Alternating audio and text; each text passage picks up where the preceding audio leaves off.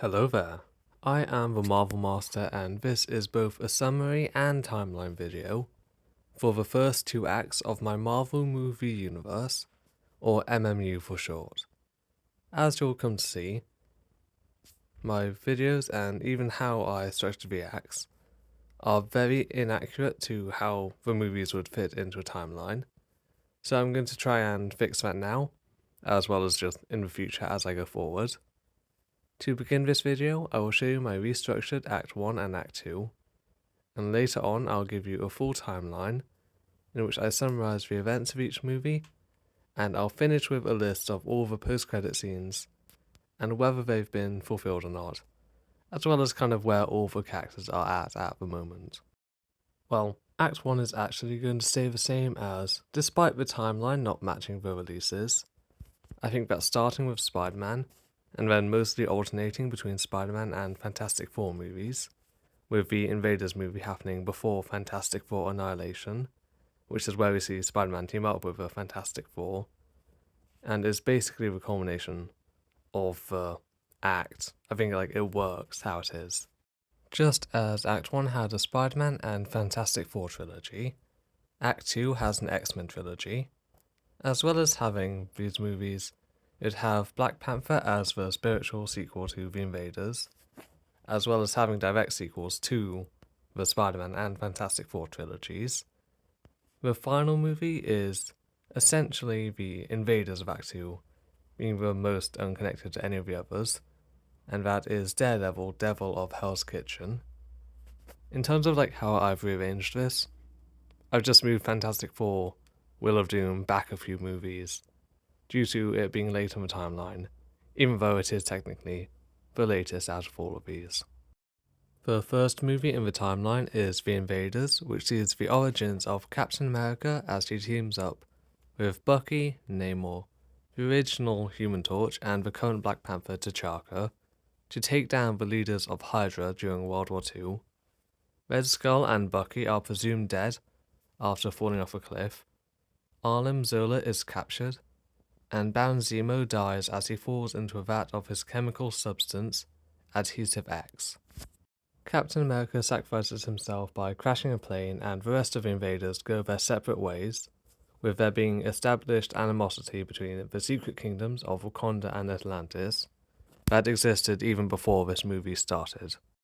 The rest of the movies all take place around modern day, and the first of these modern movies is Fantastic Four Twisted Strings, which sees the Fantastic Four gaining their powers and defeating the villain Puppet Master, who tried to ruin their public reputation by taking control of them, though obviously this doesn't last, as he is exposed when they defeat him publicly. The next movie is the sequel to this, and it is called Fantastic Four World's End.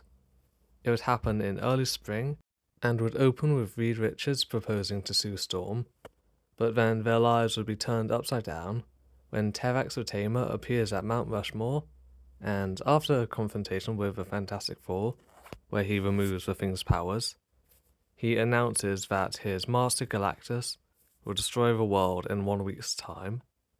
In this week, Ben struggles with not being the Thing, and Johnny meets Frankie Ray, who is later revealed to have her own Human Torch powers, having chemicals from the original Human Torch being poured onto her when she was younger in an accident.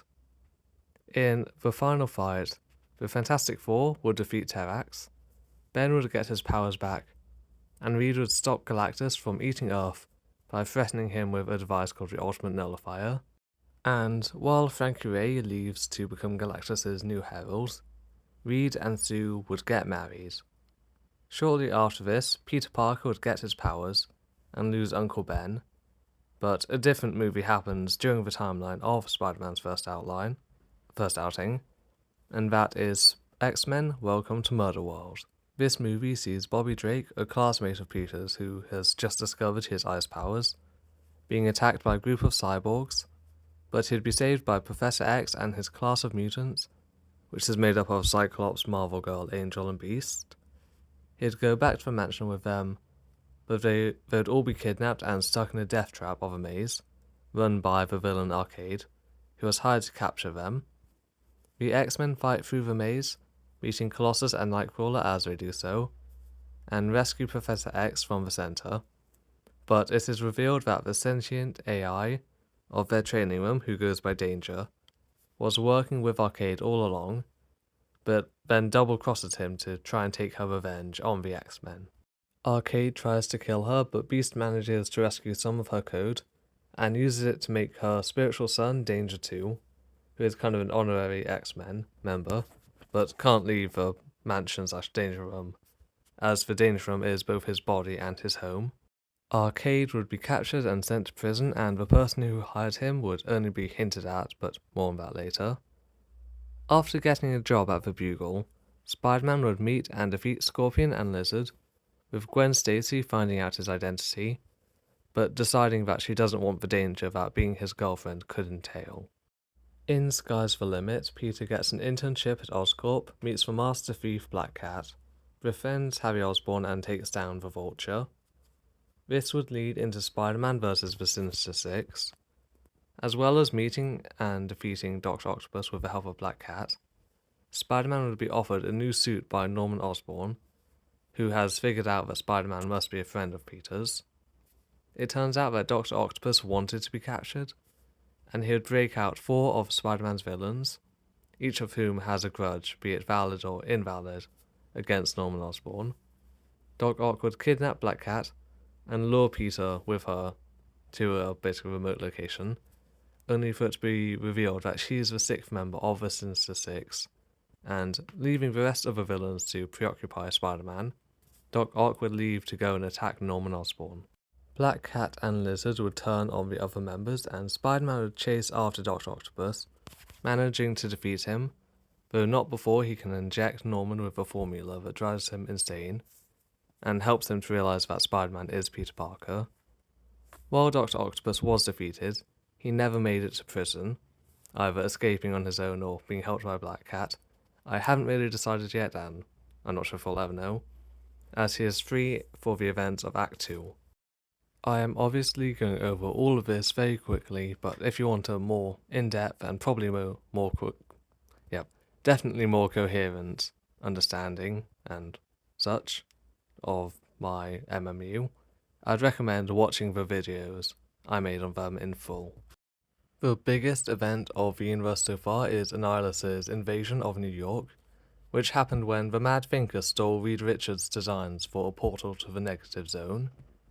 The Burglord kidnapped the pregnant Susan Storm, as he wanted to feast upon the cosmic energies of her unborn child, but with the help of Spider-Man, who's now dating Gwen by the way, the rest of the Fantastic Four rescue her, and manage to escape the alternate dimension, shutting the portal before Annihilus can follow. The exposure to the Negative Zone, however brief, would lead to Sue going into very early labour, with her son Franklin being born as a healthy baby boy. While Spider-Man and the Fantastic Four were taking down the main threat, they were not the only heroes active in the battle, as in the prologue of Daredevil, Devil of Hell's Kitchen, we see the Man Without Fear taking down a bug to save a civilian.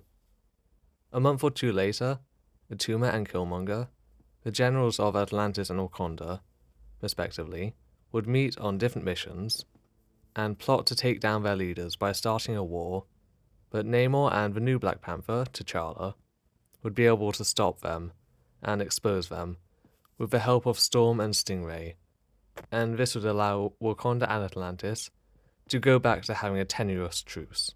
Professor X would approach Storm to join the X-Men, and should decline for then, but when the X-Men flew to Santo Marco to stop Magneto and his Brotherhood from declaring war on all of humanity, and were attacked by Sentinels on the way, she would save them, but not before Angel sacrificed himself. As well as having Toad and Mastermind, Scarlet Witch and Quicksilver would be on the team of the Brotherhood of Evil Mutants, and Magneto would reveal to them that he is their father, before the X-Men arrived and managed to stop them. Magneto and Toad would get captured, but Mastermind and the Maximoff twins would manage to get away. We would pick up with Peter Parker, who's living his best life, until Green Goblin kills Gwen Stacy and nearly kills Spider-Man. Doc Ock would save Spider-Man and reveal that Green Goblin is Norman Osborn to him. Spider-Man would realise that Green Goblin would be going after Aunt May, and would rush to the church where she's praying to save her, nearly killing Norman Osborn, and only stopping when the police, including Captain Stacy and Officer Jean DeWolf, arrive. The movie would end with Spider-Man giving up being, well, Spider-Man. Spider-Man Last Stand took place sometime around October-November time, but the main events of Daredevil would not happen until mid-December and would take place over the course of a week, ending just a few days before Christmas. While working a case to help a woman called Karen Page, Daredevil would go down a conspiracy rabbit hole and find out that Wilson Fisk, aka Kingpin, is the leader of the criminal underworld of New York, and that he's also responsible for the death of Matt's father in his early years at the top of the ladder. Kingpin's right-hand man, Wesley, would hire an assassin named Bullseye to kidnap Karen and fight Daredevil, but when Wesley tried to interrogate Karen, she would manage to get free and would shoot him. Daredevil would defeat Bullseye before going after Kingpin. Kingpin and Daredevil each believe that the other is responsible for the death of Wesley and the disappearance of Karen, and as a result, neither would hold back. Daredevil would get the upper hand and would be about to kill Kingpin when his phone rang, showing him that Karen is alive, but also reminding him of something that his dad said to him when he was younger. Daredevil would leave just as Jean DeWolf arrived and arrested Kingpin. So the first modern year began with Fantastic Four Twisted Strings, and ended with Daredevil Devil of Hell's Kitchen, leaving us with 2 more movies to add to the timeline. X-Men Imperium would happen early in the next year. Professor X would be kidnapped by some aliens and the X-Men would go after him, meeting Cyclops' dad Corsair while in space, but Corsair's crew would betray them and hand them over to the same aliens who kidnapped Professor X, and that alien race is called the Shi'ar, and they are currently being ruled by a madman called D'Ken, who would want to use a powerful object named the M'Kraan crystal to destroy other planets, starting with Earth. But Corsair would free the X-Men, and they would fight the rest of Corsair's crew, as well as the elite Shi'ar Imperial Guard, one of whom is revealed to be Cyclops' long-lost brother, Gabriel. The M'Kraan crystal would crack. D'Ken would try to absorb the fiery force from within, but it would overwhelm and kill him. Gabriel would attempt to absorb it, but Jean Grey would take control of his mind and make him redirect the force into her, so that Scott doesn't have to lose a family member, who he just, found again. She would miraculously survive, and when the X-Men returned to Earth and crash-landed in Jamaica Bay, she would rise out of the water declaring herself Phoenix. The only other thing of note is that a bit of black goo stuck to their spaceship, and is now on Earth with a destination unknown. Finally, in around June time, we have Fantastic Four Will of Doom, which would see the Four's holiday being hijacked by Doctor Doom, as he banishes them to another dimension called Pleasant Hill, so that he can go after Reed and Sue's son Franklin, whose babysitter is Agatha Harkness. The Fantastic Four would escape Pleasant Hill with the help of a powerful being, known as the Impossible Man, who would be persuaded to take Doom to Pleasant Hill with him, and keep him contained there so that he could have fun with him. The Four would thank Agatha for protecting Franklin when Doom attacked, and would offer her a full-time position, but she would decline and head home, only to find out that something, we do not know what, well, I do, but yeah, was stolen from her home, and from her reaction, it's very important. We're now moving on to plot threads, and in this section, I will be going through each of the 14 movies, and telling you their post-credit scenes, as well as if they've been resolved or not. Spider-Man Masked Menace would show Norman Osborn watching the fight between Lizard, Scorpion, and Spider-Man, and this would be followed up in the next 2 movies with Peter getting an internship at Oscorp, and Norman trying to recruit Spider-Man. Fantastic Four Twisted Strings would see Reed tracking energy signatures in space, which would hint at Galactus' arrival in the next movie. Spider-Man Sky's the Limit would have someone collecting information on Spider-Man's foes, and this would be Dr. Octopus, who forms the Sinister Six in the next Spider-Man movie. Fantastic Four World's End teases Annihilus, and Spider-Man vs. the Sinister Six shows Norman Osborn having nightmares about Spider-Man and figuring out his identity, and both of these would be resolved in their respective sequels. The Invaders post-credit scene introduced us to T'Challa as a baby, and Fantastic Four Annihilation gave us our first small look at Doctor Doom, and both of these characters would go on to be properly introduced in Act 2. X-Men Welcome to Murder World showed us that Beast was starting to become blue and hairy, as well as introducing us to Danger 2, and there was another scene showing Arcade in a prison yard playing cards and revealing the Ace of Diamonds. This is the first post-credit scene that is as of yet unresolved. Black Panther's post-credit scene showed Professor X meeting Storm for the first time, and this was immediately followed up on in Enter the Brotherhood, which itself has an unresolved mid-credit scene and a resolved post-credit scene. The resolved one saw Professor X hearing telepathic cries for help from Lilandra of the Shi'ar, and the unresolved one saw Mastermind visit a fancy house and talk to a man in an armchair who picks up a Black King from a chessboard. None of the 4 remaining post-credit scenes have been resolved. Spider-Man Last Stand shows someone picking up Spider-Man's discarded costume. Fantastic Four Will of Doom shows Agatha finding something missing. Daredevil Devil of Hell's Kitchen reveals that Bullseye is still alive, though needs something to reinforce his spine. And X-Men Imperium shows a bit of black goo crawling from the wreckage of the Blackbird and heading towards New York, but let's just say that it'll take a long time in continuity to get there. Before I end this video, I am just going to give you a quick overview of where all of the major heroes and villains are. Peter Parker has faced Lizard, Scorpion, Vulture, and Green Goblin, and they are all in prison. He's also faced Black Cat and Dr. Octopus, who are niece and uncle in this universe, but at the moment they are both loose. And on the less well-known side, he's faced people such as Reinforcers, Shocker, Boomerang, and Speed Demon. But the main thing you should know about Peter is that the last time we saw him, he's given up being Spider-Man due to the death of Gwen Stacy at the hands of Green Goblin. The Fantastic Four are living in the Baxter Building with Herbie. Reed and Sue are married and have Franklin as their son, while Ben Grimm is dating Alicia Masters. Johnny was dating Frankie Ray, but at the end of World's End, she became Galactus' new herald.